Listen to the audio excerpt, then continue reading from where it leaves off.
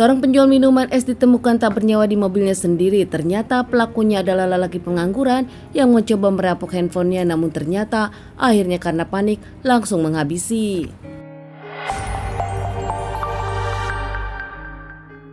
Ditemukan seorang wanita bernama Ponda Sariningsih berusia 40 tahun, dulu tinggal di Kebon Lada Binjai namun kini sudah pindah ke Langkat. Ponda sendiri dulu pernah menikah namun bercerai, kini punya suami lagi. Setelah menikah dengan salah satu bapak mantri yang cukup dikenal di daerah Binjai. Meski punya suami dan dirinya adalah istri kedua, nampaknya Ponda tetap ingin bekerja. Dirinya tetap ingin punya usaha sendiri. Ponda pun akhirnya berjualan air di dekat taman yang juga banyak sekolah SD-nya. Di sana seharian Ponda bersama teman-teman sesama penjualnya. Namun nampaknya ada yang aneh belakangan saat sang suami dari Ponda menelpon tapi Ponda tak mengangkat. Suaminya penasaran hingga akhirnya datang ke tempat jualan Ponda dan tak menemukan Ponda. Tempat jualan Ponda ada di situ, bahkan sendal Ponda ada, namun Ponda juga mobilnya tak ada di daerah situ. Pamantri suami dari Ponda pun menelpon keluarga Ponda. Keluarga Ponda diwakili sang kakak akhirnya datang ke tempat jualan Ponda. Di sana mereka akhirnya berdua mencari Ponda. Sang suami akhirnya ingat di mobil Ponda ada GPS-nya, hingga akhirnya pamantri pun menyelidiki keberadaan mobil Ponda di mana dan berharap ada Ponda di situ. Setelah berkeliling akhirnya menemukan mobil Ponda, namun saat mendekati nampaknya kakak Ponda kaget karena ternyata dari mobil Ponda sendiri keluar meneteskan beberapa darah, hingga akhirnya kakak Ponda pun segera mecek dan ternyata di dalamnya ada Ponda yang sudah ditemukan tak bernyawa lagi. Dengan panik akhirnya melaporkan penemuan Ponda yang sudah tak bernyawa ini kepada pihak kepolisian. Tak lama pihak kepolisian datang olah TKP dan juga membawa jasad Ponda ke rumah sakit untuk dilakukan otopsi. Dari hasil otopsi sendiri ketahuan kalau Ponda memang mengalami penganiayaan sebelum dirinya meninggal. Ponda dipukul beberapa kali dan akhirnya mengeluarkan banyak darah hingga tak bisa diselamatkan. Dari situ juga pihak kepolisian menyelidiki kejadian setempat. Pihak kepolisian bahkan interogasi orang-orang yang berjualan di sekeliling Ponda. Hingga akhirnya pihak kepolisian menemukan kesaksian dari Dewi, teman berjualan Ponda.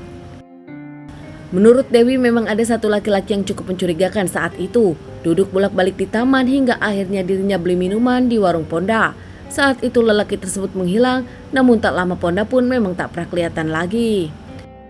Bahkan Dewi pun sempat mencari mobil Ponda namun tak kelihatan. Dewi berpikir Ponda mungkin ada urusan.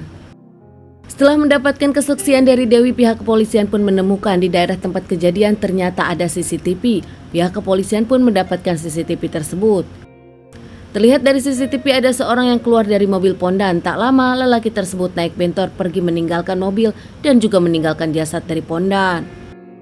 Pihak kepolisian juga yakin dengan ciri-ciri yang disebutkan Dewi, ternyata lelaki itu memang yang benar-benar mencurigakan. Hingga akhirnya pihak kepolisian pun menyelidiki keberadaan lelaki tersebut dan berusaha mengamankan lelaki tersebut.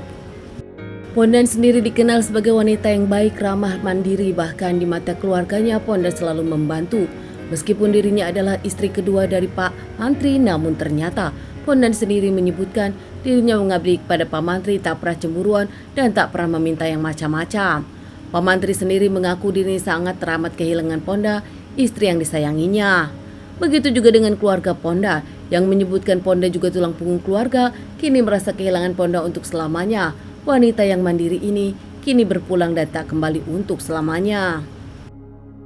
Akhirnya berkat kerja keras pihak kepolisian, lelaki itu berhasil diamankan seminggu setelah kejadian. Lelaki itu bernama Joko, seorang pengangguran yang ternyata sama sekali tak mengenal Pondan. Pondan sendiri adalah korban random dari seorang lelaki bernama Joko yang pengangguran ini. Di awal dirinya mengaku ingin mencuri handphone Pondan namun ketahuan hingga akhirnya menghabisi Pondan. Setelah menghabisi Pondan, lelaki tersebut meninggalkan Pondan begitu saja di mobilnya. Dan si Joko ini pun mengambil handphone, emas, dan uang Pondan. Setelah melakukan aksinya, Joko pun pergi dan membeli barang-barang terlarang 70.000. Tak hanya itu, Joko pun menjual emas dan handphone Pondan. Kini Joko diamankan terkait permasalahan ini. Dirinya pun mengaku bersalah dan setelah menjalani beberapa kali persidangan, Joko pun akhirnya divonis hukuman seumur hidup.